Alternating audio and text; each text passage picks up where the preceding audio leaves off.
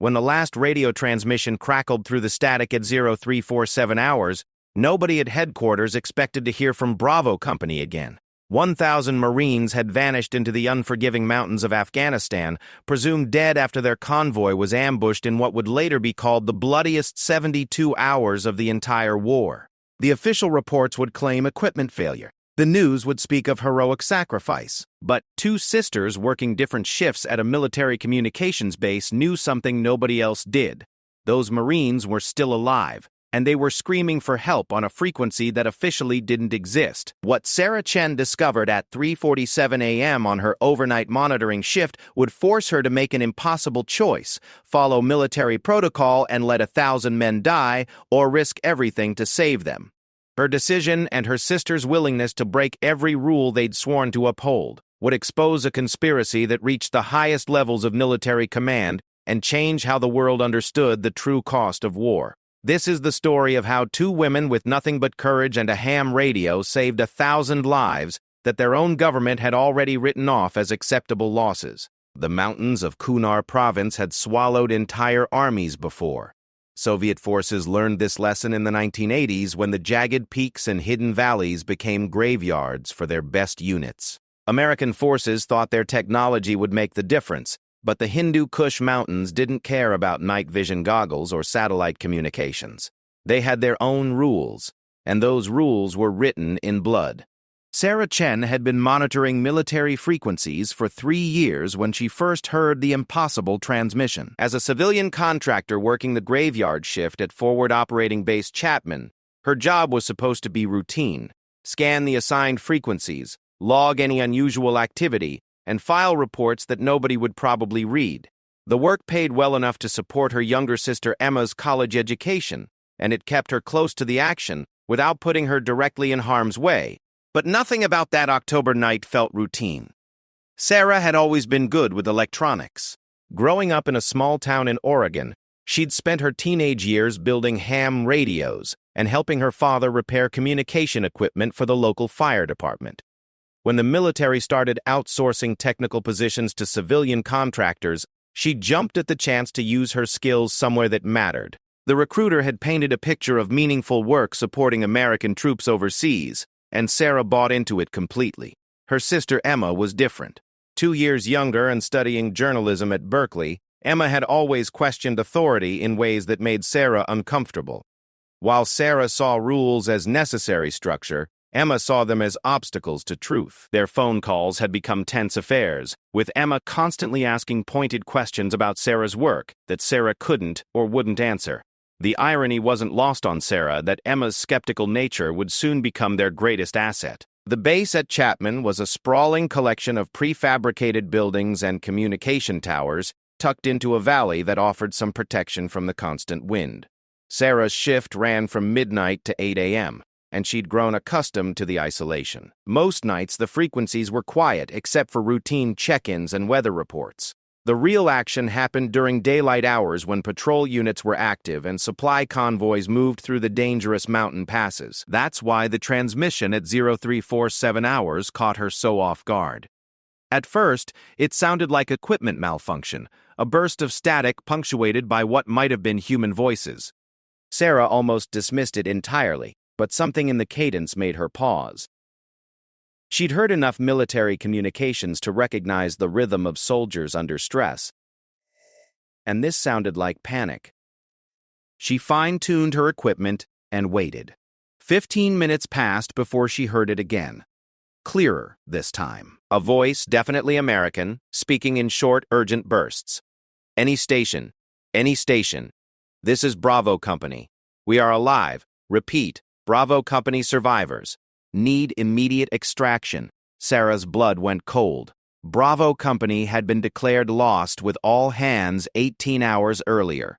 Their convoy had been hit by what intelligence reports described as a coordinated ambush involving improvised explosive devices and small arms fire. The official casualty count was 1,000 Marines, the largest single-day loss of American forces since Vietnam. She grabbed her logbook and started documenting everything. Time, frequency, signal strength, exact wording. But even as she wrote, she knew she was hearing something that wasn't supposed to exist. Dead men don't send radio transmissions. The voice came back stronger. This is Lieutenant Colonel Marcus Webb, commanding Bravo Company survivors. We have approximately 800 effective personnel seeking immediate extraction. Current position. The signal dissolved into static.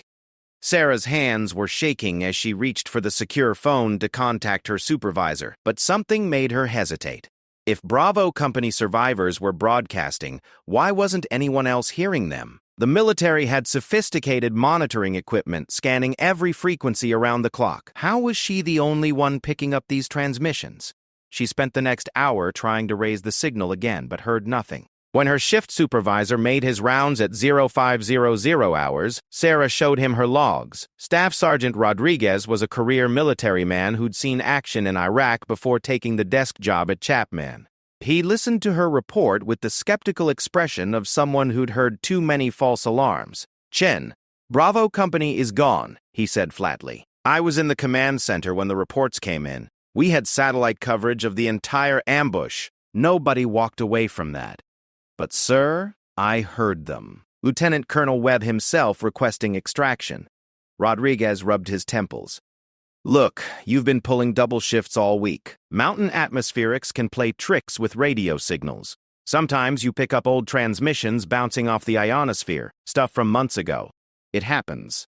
Sarah wanted to argue, but Rodriguez was already moving on to other duties. She spent the rest of her shift replaying the recorded segments she'd managed to capture, but the quality was poor, and she began to doubt herself. Maybe Rodriguez was right. Maybe exhaustion was making her hear things that weren't there. But when she called Emma that evening, her sister's reaction was immediate and intense. "You need to document everything," Emma said without hesitation. "If there's even a chance those men are alive, you have a responsibility to act." "Emma, you don't understand military protocol." "I can't just forget protocol," Emma interrupted. "You heard American soldiers asking for help. That's not about protocol. It's about human decency." Sarah explained about the official casualty reports and Rodriguez's explanation about atmospheric interference, but Emma wasn't buying it. "Sarah, I'm studying journalism, remember? I know how to research things. Give me the details. Unit designation, commander's name, everything you heard. Let me look into this Bravo Company." Against her better judgment, Sarah shared what she'd documented. Emma promised to call back within 24 hours. The next night, Sarah approached her shift with new anxiety. Part of her hoped the frequency would stay quiet, that she could go back to routine monitoring and forget about the whole incident. But a larger part needed to know if those voices were real. At 0312 hours, the signal returned. This time, it was different. Multiple voices, clearer transmission, and a story that made Sarah's worst fears seem trivial compared to the reality. "Any station? This is Bravo Company," came the familiar voice of Lieutenant Colonel Webb. "We have been holding position Sierra 7 for 36 hours. Casualties are mounting. We intercepted enemy communications indicating our position has been deliberately disclosed to hostile forces." Sarah grabbed her headset and started recording everything. "We were not ambushed," Webb's voice continued. "We were led into a trap. Repeat, Bravo Company was intentionally directed into a kill zone by our own command structure. We have evidence of coordinated betrayal at the highest levels." The implications hit Sarah like a physical blow. If Webb was telling the truth, then Bravo Company hadn't been the victims of a tactical error or enemy intelligence. They'd been deliberately sacrificed by their own command. But the transmission wasn't finished. "We know this frequency is being monitored," Webb said, and Sarah felt like he was speaking directly to her. "To whoever is receiving this transmission, we need you to understand that we are not casualties of war. We are casualties of politics. It's someone wanted Bravo Company eliminated, and they used enemy forces to do it." The signal started breaking up, but Sarah caught fragments, evidence in Lieutenant Morrison's pack. Orders came directly from, "They won't send extraction because," then nothing but static. Sarah sat in the dark communication center, her mind racing. If this was real, she was listening to the last words of men who'd been abandoned by their own government. But if it wasn't real, she was about to destroy her career and possibly her life chasing shadows. Her phone rang. Emma's voice was tight with excitement and anger. Sarah, I found something. Bravo Company exists, but officially they're listed as a training unit stationed in North Carolina. They were never supposed to be in Afghanistan. That's impossible. I heard their casualty reports on the news. That's just it. I can't find any news reports. I've searched every major network, every newspaper, every military publication. There's no record of any major casualties in Afghanistan this week. No mentions of Bravo Company, no reports of 1,000 Marines killed in action. Sarah felt the world shifting around her. Emma, I was in the command center. I saw the reports myself. Then somebody is going to a lot of trouble to make sure the wrong people don't hear about it. The sisters talked for another hour, trying to make sense of what they were discovering. Emma had used her journalism contacts to dig deeper into military records, and what she found painted a disturbing picture. Bravo Company officially existed only on paper, a ghost unit created for purposes that weren't clear from any public records. Sarah, I think you've stumbled onto something huge, Emma said finally. But you need to be careful. If someone is powerful enough to make 1,000 Marines disappear from the official record, they're powerful enough to make you disappear too. Over the next 2 days, Sarah continued intercepting transmissions from Bravo Company. The reports grew more desperate as their situation deteriorated. Webb's updates painted a picture of men trapped in hostile territory, running low on ammunition and medical supplies, while enemy forces closed in from all directions.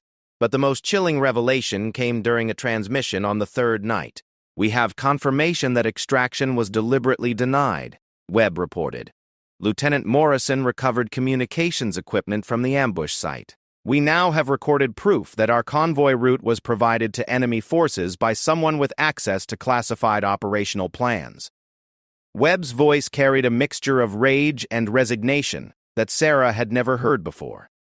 To whoever is monitoring this frequency, we need you to know that Bravo Company was expendable from the beginning. Someone needed a unit to disappear without questions, and we were selected for termination. The ambush was just the cover story. Sarah realized she was crying. These weren't just voices on a radio anymore. They were real men with families and futures, abandoned by the very system they'd sworn to serve. But Webb wasn't finished. We know our transmissions are being received because enemy forces are adjusting their positions based on information that could only come from our radio traffic. Someone is feeding our communications directly to hostile forces in real time. The implication was staggering. Not only had Bravo Company been deliberately sacrificed, but someone was using their desperate calls for help to help enemy forces finish the job. Sarah looked around the communications center with new eyes. Her equipment was connected to the main base communications system. Everything she heard was being automatically recorded and transmitted to higher command levels. If Webb was right, then her monitoring wasn't helping Bravo Company. It was helping their enemies track them down. She made a decision that would change everything. Sarah disabled the automatic recording system and switched her equipment to operate independently from the base network.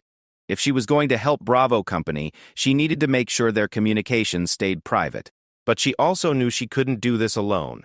She called Emma at 0400 hours, waking her sister from sleep. Emma, I need your help. But first, I need you to understand that what I'm about to ask you could get us both killed. Emma's response was immediate. What do you need me to do? Sarah explained about the monitoring system and her suspicions that Bravo Company's transmissions were being used against them. She needed someone she could trust completely, someone who could help coordinate a rescue effort without going through official channels. You want me to come to Afghanistan? Emma asked. I want you to help me save 1,000 Marines that everyone else has written off as acceptable losses. There was a long pause before Emma spoke again. Sarah, I graduate in 3 weeks. I was planning to look for journalism jobs after finals. Emma, these men are going to die if we don't help them. And if we're right about what's really happening, this story is bigger than anything you'll ever work on as a journalist. Another pause. How do I get there? Sarah felt relief flood through her. She wasn't going to face this alone. I can arrange contractor credentials through the base personnel office. It'll take 72 hours to process, but I can get you here as a technical specialist. Sarah, I don't know anything about military communications. You don't need to. You just need to help me figure out how to get these men home alive. Over the next week, as Emma prepared to leave Berkeley and join Sarah at Forward Operating Base Chapman, the transmissions from Bravo Company grew more desperate. Webb reported that enemy forces had them surrounded on 3 sides, and their ammunition was running critically low. Medical supplies were exhausted, and they had wounded men who wouldn't survive much longer without proper care. But the most important revelation came during Webb's final transmission before Emma's arrival. "We have identified the source of the intelligence leak," Webb reported. "The orders for our termination came from Colonel James Patterson, commanding officer of Joint Special Operations Command. We have recorded evidence that Patterson received direct authorization from the Pentagon to eliminate Bravo Company using enemy forces as proxies." Sarah's heart stopped. Colonel Patterson was the base commander at Chapman. He was Rodriguez's boss, and ultimately, her boss too. Webb's voice continued. "Patterson has been using Forward Operating Base Chapman as a communication hub to coordinate with enemy forces.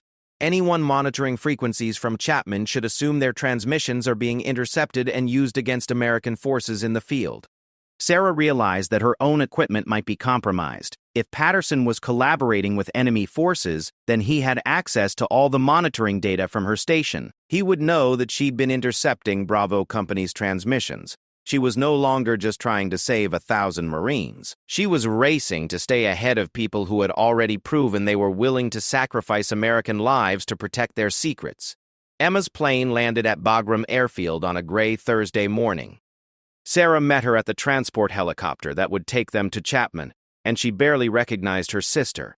Emma had traded her Berkeley student wardrobe for military contractor clothing, and her usually confident demeanor was replaced by obvious anxiety. But when Emma heard her first transmission from Bravo Company that night, her journalist instincts kicked in.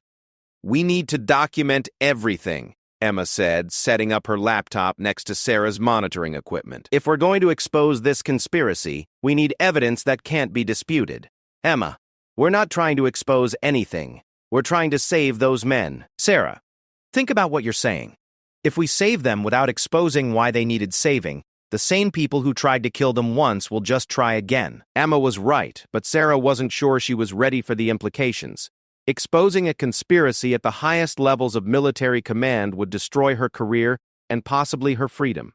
But letting Bravo Company die to protect her own interests was unthinkable. The decision was made for them when Lieutenant Colonel Webb's next transmission revealed that Bravo Company had less than 18 hours before enemy forces would overrun their position completely. Emma's first night at Forward Operating Base Chapman changed everything. While Sarah had been focused on the immediate crisis of saving Bravo Company, Emma approached the situation with the methodical mindset of an investigative journalist. She set up her laptop beside Sarah's monitoring equipment and began building what she called the file, a comprehensive documentation of every transmission, every inconsistency in official reports, and every piece of evidence that pointed to a larger conspiracy.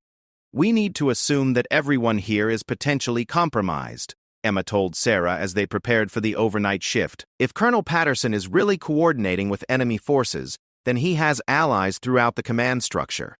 Sarah felt overwhelmed by the implications. "Emma, these are people I work with every day. Rodriguez has been looking out for me since I got here. I can't just assume everyone is part of some conspiracy." "You don't have to assume anything," Emma replied, connecting a small digital recorder to Sarah's equipment. "We just need to be careful who we trust until we know more." At 0200 hours, Lieutenant Colonel Webb's voice crackled through the static with an urgency that made both sisters freeze. "This is Webb, Bravo Company. Enemy forces have breached our perimeter on the east side.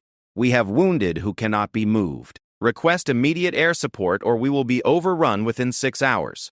Emma grabbed her notebook and started transcribing while Sarah worked to improve the signal clarity. But what came through next made them both realize they were dealing with something far more complex than a simple abandonment of troops. "We have intercepted enemy communications confirming that American air assets are being deliberately withheld from our location," Webb continued. "Someone with command authority is ensuring that no rescue attempt reaches us." Sarah felt sick. It was one thing to suspect that Bravo Company had been set up, but hearing confirmation that their own air force was being prevented from helping was devastating. "Emma," Sarah whispered, If they're blocking air support, then even if we figure out where Bravo Company is located, we can't get help to them through normal channels. Emma was already thinking ahead. Then we need to find abnormal channels. Over the next 3 hours, Emma used her laptop to access military databases that Sarah didn't even know existed. Emma's journalism professors had taught her how to navigate public records and military archives, skills that proved invaluable in the current situation. "Sarah, look at this," Emma said, pointing to her screen. "I found the original deployment orders for Bravo Company. They were supposed to be conducting a training exercise in North Carolina, but someone modified their orders at the last minute to send them to Afghanistan." Sarah leaned over to read the documents Emma had found. The trail of authorization led through several levels of command, but the final signature belonged to someone neither sister recognized: General Marcus Hoffman, Deputy Director of Military Intelligence. "Who is General Hoffman?" Sarah asked. "That's what's interesting," Emma replied. "According to these records, General Hoffman doesn't officially exist. There's no personnel file for him, no service record, no photograph. But his signature appears on dozens of classified operational orders. The implications were staggering. Not only was Bravo Company fighting for their lives against enemy forces, they were also fighting against a shadow organization within their own military that didn't exist on paper. Emma's research revealed even more disturbing information. Over the past 2 years, several American military units had suffered unexplained casualties in situations remarkably similar to Bravo Company's predicament. In each case, the units had been operating under modified orders that couldn't be traced through normal command channels. "Sarah, I think we're looking at something much bigger than one abandoned unit," Emma said. "Someone is systematically eliminating American forces, and they're using enemy combatants to do it." Before Sarah could respond, her monitoring equipment picked up a new transmission, but this time it wasn't coming from Bravo Company. The voice was American, but the conversation was unlike anything Sarah had ever heard on military frequencies. "Raven 6 to control. Bravo Company position is confirmed. Enemy forces are in position for final assault." Sarah and Emma exchanged shocked looks. Someone was coordinating the attack on Bravo Company using American military communication protocols. "Control to Raven 6, came the response. "Maintain surveillance until target is eliminated. No survivors." Emma was recording everything, but Sarah felt like she was listening to her own death warrant. If American personnel were actively coordinating the elimination of Bravo Company, then anyone trying to help them would become a target as well. "Emma, we need to get out of here," Sarah said, but her sister was already packing her laptop. "Not yet," Emma replied. "We need to get this information to someone who can act on it." "Who?" "If this conspiracy goes as high as we think it does, we don't know who we can trust." Emma stopped packing and looked directly at Sarah. "We need to contact Bravo Company directly and coordinate our own rescue operation. Emma, we're civilian contractors with no military training and no resources. How exactly do you propose we rescue 1,000 Marines from hostile territory?"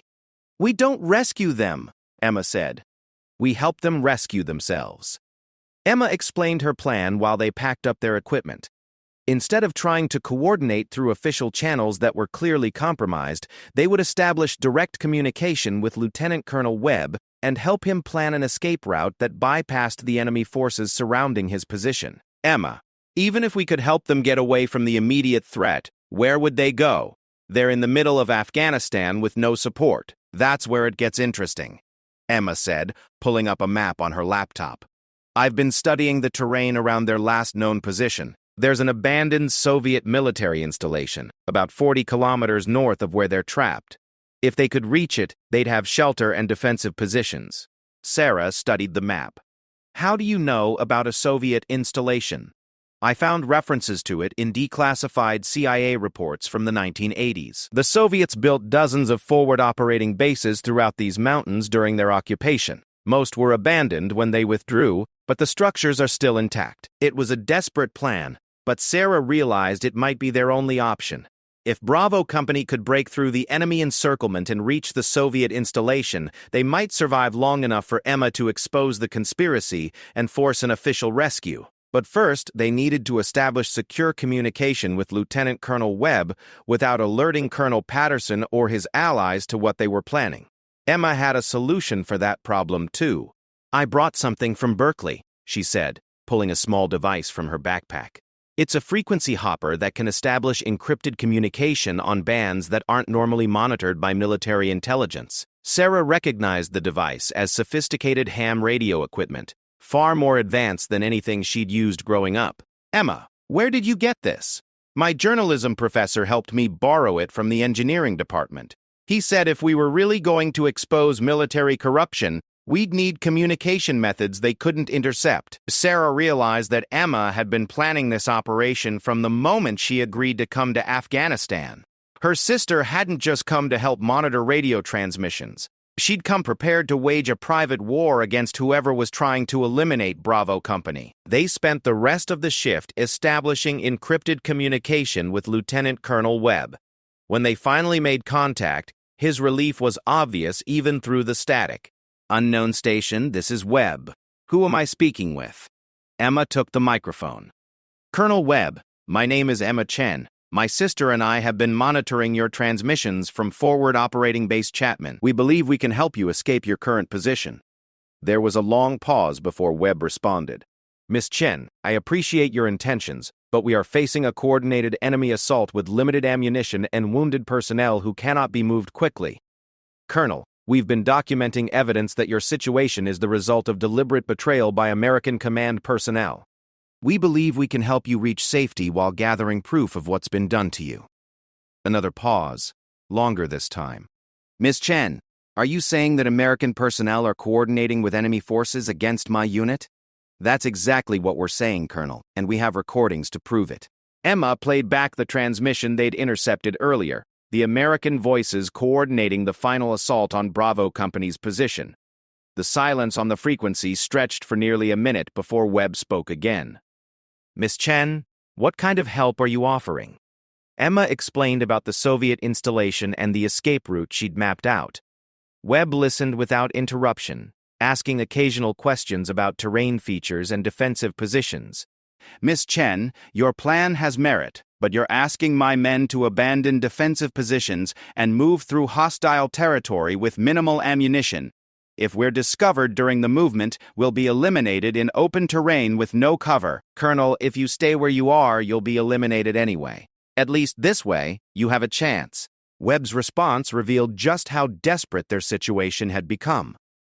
"Miss Chen, we have been holding this position for 4 days with no resupply. We have wounded men who will die without medical attention, and we're down to approximately 30 rounds per man. The enemy has been probing our perimeter every few hours, testing our response capabilities." Sarah took the microphone from Emma. "Colonel Webb, this is Sarah Chen, Emma's sister. I work in the communication center at Chapman. We've been monitoring enemy traffic as well as your transmissions. The enemy forces surrounding you are expecting you to stay in your current position. They're not prepared for a coordinated breakout attempt." "What do you mean by coordinated breakout?" Sarah looked at Emma, who nodded encouragingly. "Colonel, we can monitor enemy communications and provide you with real-time intelligence about their positions and movements. If you move during their next position change, you might be able to slip through their surveillance." Webb was quiet for a long time before responding. "Miss Chen, you're asking me to trust the lives of my remaining men to 2 civilian contractors I've never met, based on a plan that involves reaching a Soviet installation that might not even be defensible." "Colonel," Emma said, taking the microphone back, "someone with access to the highest levels of American command has already tried to kill you once. Are you willing to trust them with your men's lives?" The question hung in the air like a challenge. "What do you need from us?" Webb finally asked. Emma and Sarah spent the next 2 hours walking Webb through the escape plan. They would monitor enemy communications and provide advance warning of patrol movements. Webb would divide his men into 3 groups, each taking a different route toward the Soviet installation. If one group was discovered, the others might still make it through. "Colonel, we need you to understand something," Emma said as they finalized the plan. "Once you start moving, we won't be able to help you if you're discovered. The frequency hopper has limited range, and we can't risk exposing our position by boosting the signal." "Understood. When do you recommend we move?" Emma looked at Sarah, who was monitoring enemy communications on her regular equipment. Enemy forces rotate positions every 6 hours, Sarah reported. The next rotation is scheduled for 0400 hours. That gives you a 2-hour window when their coverage will be weakest. We'll be ready, Webb said.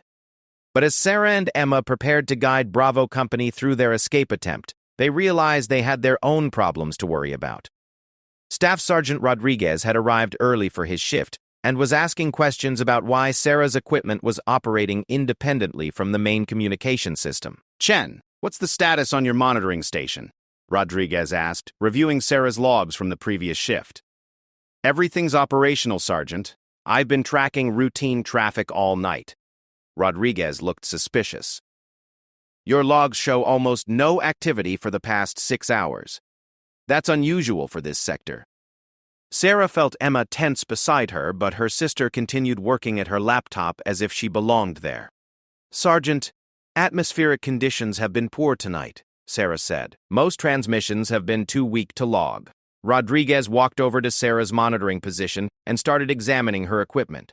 Sarah realized he was going to discover the modifications she'd made to operate independently from the base system. "Chen, why is your primary antenna disconnected from the main trunk?" Before Sarah could answer, Emma spoke up from her position at the laptop. "Sergeant, I'm Emma Chen, Sarah's sister. I'm here on a technical assessment contract to evaluate communication efficiency at remote installations." Rodriguez turned to look at Emma for the first time. "I wasn't informed about any technical assessment. The authorization came through Colonel Patterson's office yesterday," Emma said smoothly. Sarah's station was selected for independent monitoring to establish baseline performance metrics. Rodriguez looked confused, but Emma's professional demeanor and obvious technical competence seemed to satisfy his concerns. "Chen, make sure all modifications are documented in your shift report," Rodriguez said to Sarah, "and make sure your sister's assessment doesn't interfere with operational monitoring." As Rodriguez moved on to other duties, Emma gave Sarah a look that said they'd just bought themselves some time, but not much. At 0:35 hours, Sarah received confirmation that enemy forces were beginning their position rotation. She immediately contacted Lieutenant Colonel Webb on the encrypted frequency. "Raven Leader, this is Control," Sarah said, using the code names they'd established. "Package delivery is a go. Repeat, package delivery is a go." Webb's response was immediate. "Control, Raven Leader copies. Beginning package delivery in 3 minutes." Sarah and Emma watched their monitoring equipment as Bravo Company began their breakout attempt. On the enemy frequencies, Sarah could hear confusion as patrol units reported losing contact with the American position. "Enemy Patrol Alpha is reporting no movement at target location," Sarah transmitted to Webb. "Raven Leader copies. Group 2 is moving to secondary route." For the next 4 hours, Sarah and Emma provided real-time intelligence as Bravo Company's 3 groups navigated through enemy surveillance. 2 groups made it through without detection, but the 3rd group encountered an enemy patrol that hadn't followed the expected rotation schedule. "Control, this is Raven 3. Came Webb's urgent transmission. Group 3 is in contact with enemy forces. We need immediate diversion." Emma grabbed the microphone. "Raven 3, recommend you continue toward objective. We'll create diversion." Sarah stared at her sister. "Emma, what are you talking about? How are we going to create a diversion?" Emma was already typing commands into her laptop. "Sarah, your monitoring station is connected to the base communication system, right?" "Yes, but I disabled the connection. Can you re-enable it temporarily?" Sarah realized what Emma was planning. "You want to broadcast false information on the main frequency to confuse enemy forces. If we make them think there's American military activity in a different sector, they might redeploy away from Bravo Company's route." It was a desperate gamble that would definitely expose them to Colonel Patterson and his allies, but Sarah could hear gunfire in the background of Webb's transmissions, which meant Bravo Company's 3rd group was fighting for their lives. Sarah reconnected her equipment to the main base communication system and prepared to broadcast false intelligence that would make enemy forces believe American helicopters were approaching from the south. "Emma, once we do this, there's no going back. Patterson will know we've been helping Bravo Company. Sarah, those Marines are dying right now." We can worry about Patterson later. Sarah began broadcasting fabricated helicopter communications on frequencies she knew enemy forces were monitoring. Within minutes, her regular monitoring equipment picked up enemy transmissions indicating that several patrol units were being redirected to investigate the reported American aircraft. "Control, this is Raven 3, Webb's voice came through much clearer now. "Enemy contact has broken off. We are proceeding to objective." But Sarah's relief was short-lived. Staff Sergeant Rodriguez was running toward their monitoring station with an expression of alarm and suspicion. "Chen!" Rodriguez shouted. "What the hell are you broadcasting?" Staff Sergeant Rodriguez reached Sarah's monitoring station just as Lieutenant Colonel Webb transmitted confirmation that all 3 groups from Bravo Company had successfully reached the abandoned Soviet installation. But Sarah barely heard Webb's report because Rodriguez was demanding answers she couldn't give without exposing everything. "Chen, I've got reports from 3 different intelligence units asking about unauthorized helicopter communications originating from this station," Rodriguez said, his voice tight with anger and confusion. "Start talking." Sarah looked at Emma, who was calmly packing her laptop as if nothing unusual had happened. Emma's composure gave Sarah the confidence to stick to their cover story. "Sergeant, I was running communication tests as part of my sister's technical assessment," Sarah said. "We needed to evaluate how the equipment performed under simulated operational conditions." Rodriguez stared at both sisters with obvious suspicion. "Chen, those weren't simulations. Those were active military communications that caused 3 enemy patrol units to redeploy from their assigned positions." Emma stood up and faced Rodriguez directly. "Sergeant, the technical assessment specifically required testing the equipment's ability to generate realistic military communications. If enemy forces responded to our test signals, that demonstrates the effectiveness of our communication systems." Rodriguez looked like he wanted to arrest both sisters on the spot, but he was clearly uncertain about his authority over civilian contractors. Before he could respond, the base alarm system began broadcasting an urgent message. "All personnel report to designated emergency positions. This is not a drill. Repeat, all personnel report to emergency positions immediately." Rodriguez grabbed his radio and called the command center for information. What he heard made his face go pale.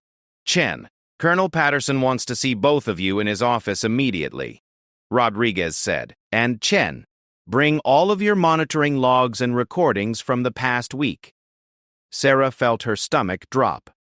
If Patterson was calling them to his office, then he knew exactly what they'd been doing, but Emma seemed almost eager to meet with the base commander.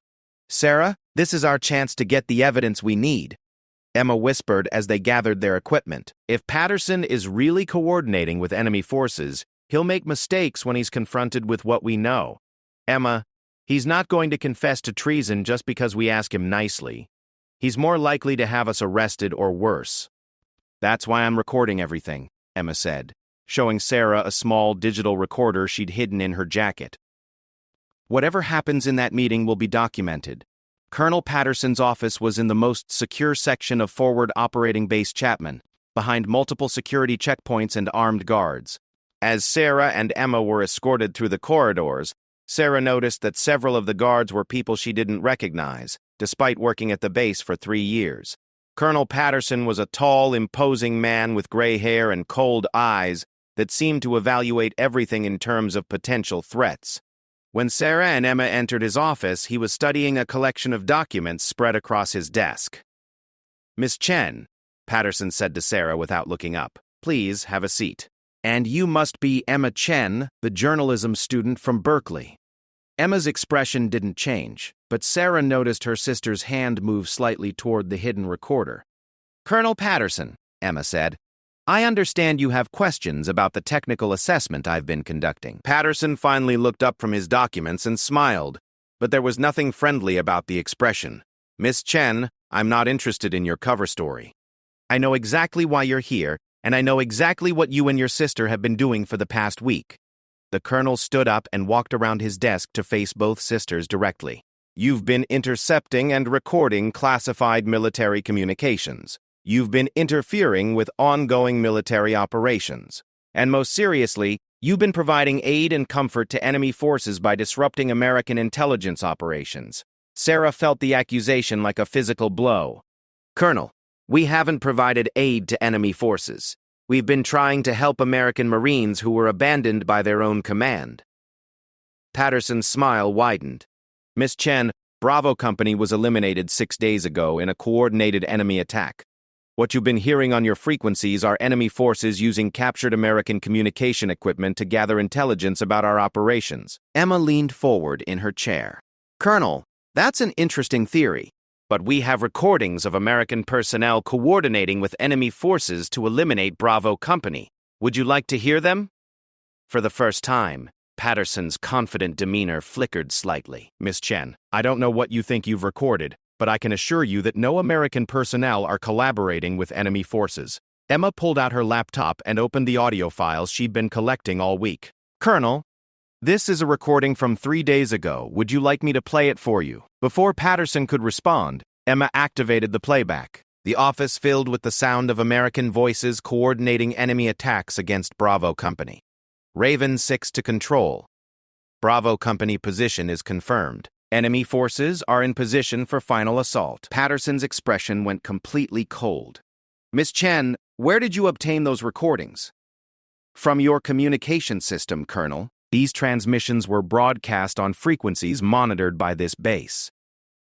Patterson walked back to his desk and picked up a secure telephone. "Security, this is Colonel Patterson. I need an immediate escort for 2 civilians to detention facility Bravo. Charges are espionage and treason." Sarah felt panic rising in her chest, but Emma remained calm. "Colonel, before you have us arrested, there's something you should know," Emma said. "Those recordings, along with all of our documentation of the Bravo Company situation, have already been transmitted to several news organizations and congressional oversight committees." Patterson froze with the telephone still in his hand. "Miss Chen, you're lying." Emma pulled out her satellite phone, which she'd been using to upload files throughout their investigation. "Colonel, I'm a journalism student. The first thing they teach us is to protect our sources and our evidence. Everything we've discovered about the conspiracy to eliminate Bravo Company is already in the hands of people who can't be silenced by military detention." Patterson slowly hung up the secure telephone, but his eyes never left Emma's face. "What do you want?" he asked quietly. "We want you to authorize immediate extraction of the Bravo Company survivors," Emma said. "And we want a full investigation of the conspiracy that tried to have them killed. Miss Chen, even if I wanted to authorize extraction, I don't have the authority to deploy air assets into hostile territory." Emma smiled for the first time since entering Patterson's office. "Colonel, that's interesting because according to the documents we've obtained, you have been deploying air assets into that exact same territory for the past 6 months. The only difference is that you've been using them to support enemy operations instead of American ones." Patterson sat down heavily in his chair. Sarah realized that Emma had been building this confrontation methodically, gathering evidence that would leave Patterson with no viable options except cooperation. "What kind of extraction are you proposing?" Patterson asked. Emma opened a new file on her laptop. "Bravo Company survivors are currently located at coordinates that I'll provide once you authorize the mission. They need immediate medical evacuation for their wounded and transport to a secure location where they can provide testimony about what happened to them. Miss Chen, if I authorize this extraction, it will expose operational details that could compromise other missions." "Colonel, the operational details are already compromised. The question is whether you want to be remembered as someone who helped save American Marines or someone who tried to have them killed." Patterson stared at Emma for a long moment, then picked up his secure telephone again. "Operations, this is Colonel Patterson. I need immediate authorization for emergency extraction mission at coordinates to be provided. Priority Alpha classification." While Patterson coordinated the extraction, Sarah tried to process everything that had happened. In less than a week, she and Emma had discovered a conspiracy that reached the highest levels of military command, documented evidence of treason by American officers, and coordinated the rescue of 1,000 Marines who had been abandoned by their own government. But the most shocking revelation was still to come. "Colonel," Emma said while they waited for confirmation of the extraction authorization, "there's one more thing we need to discuss. We know about General Marcus Hoffman." Patterson's reaction was immediate. and intense. He dropped the telephone and stared at Emma with what looked like genuine fear. "Miss Chen, you need to be very careful about the names you mention in this office. Colonel, General Hoffman doesn't exist, does he? He's a fabricated identity used to authorize operations that can't be traced through normal command channels." Patterson looked around his office as if he expected to see hidden surveillance equipment. "Miss Chen, there are some topics that are too dangerous to discuss, even in secure facilities." Emma leaned back in her chair with the confidence of someone who held all the winning cards. "Colonel, General Hoffman's signature appears on the authorization orders that sent Bravo Company to their deaths. If he's a fabricated identity, then someone real was using that identity to commit treason. We need to know who that someone is." Patterson was quiet for several minutes before responding. "Miss Chen, General Hoffman is what we call a paper general, a false identity created by certain intelligence agencies to authorize operations that require complete deniability.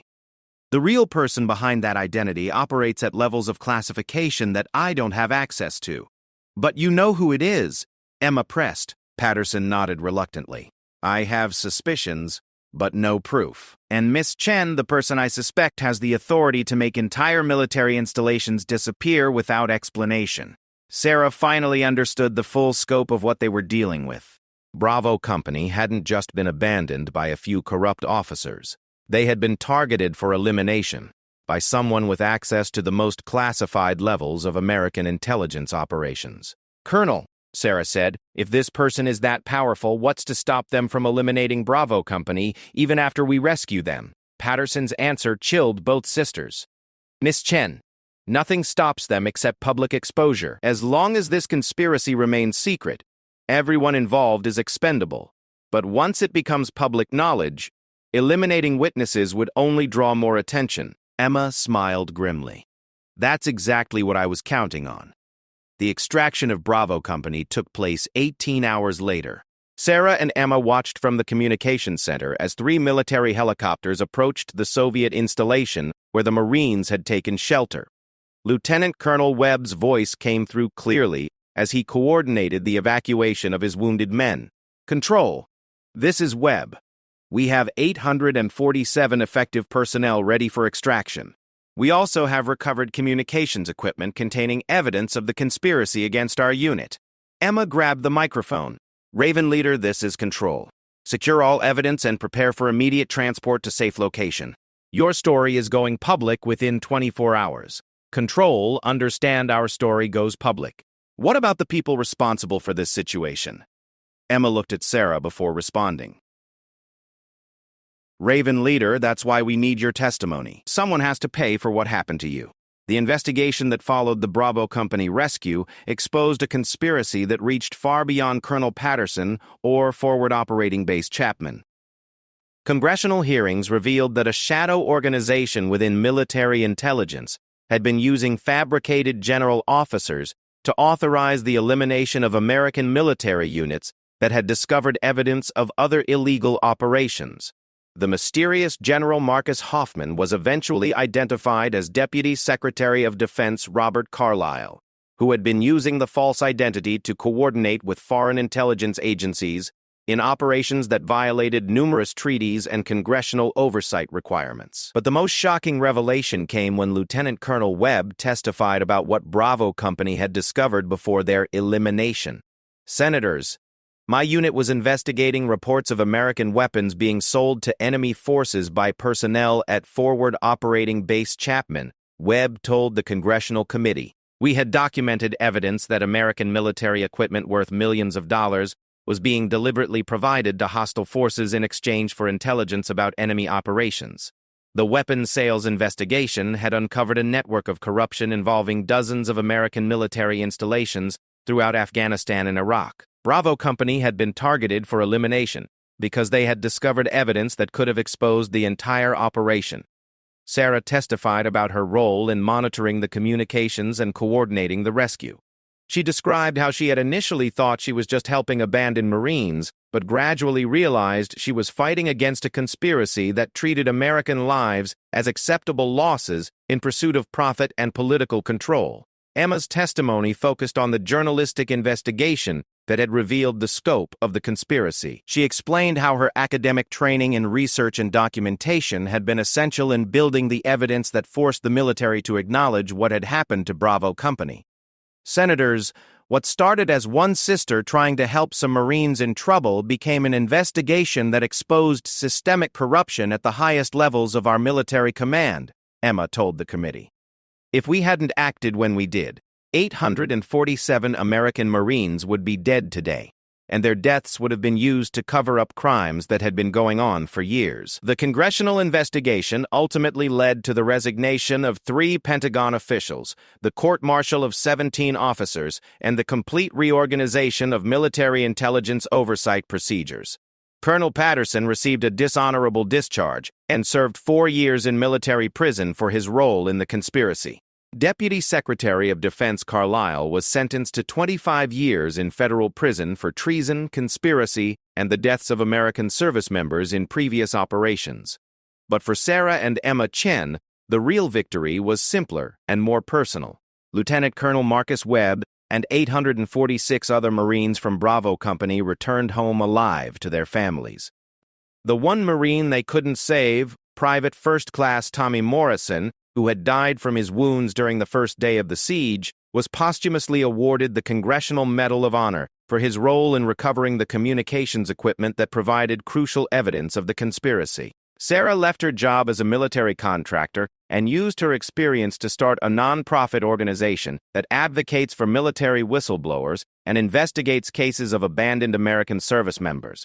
Her organization has since helped expose 3 other cases where American military units were deliberately placed in danger to cover up illegal operations. Emma completed her journalism degree and became an investigative reporter, specializing in military and intelligence affairs. Her first book, The Frequency of Betrayal: How 2 Sisters Saved 1,000 Marines, became a bestseller and led to additional investigations that revealed similar conspiracies in other government agencies. The sisters maintain the encrypted communication system they developed during the Bravo Company crisis. They now use it to coordinate with military personnel, intelligence analysts, and investigative journalists around the world who are working to expose corruption and protect American service members from their own government. But perhaps the most important outcome of their experience was the realization that individual citizens, even those without official authority or resources, can challenge powerful institutions when they're willing to risk everything to do what's right. As Emma wrote in the conclusion of her book, Sarah and I weren't trying to be heroes. We were just 2 sisters who heard American Marines calling for help and decided we couldn't live with ourselves if we didn't answer.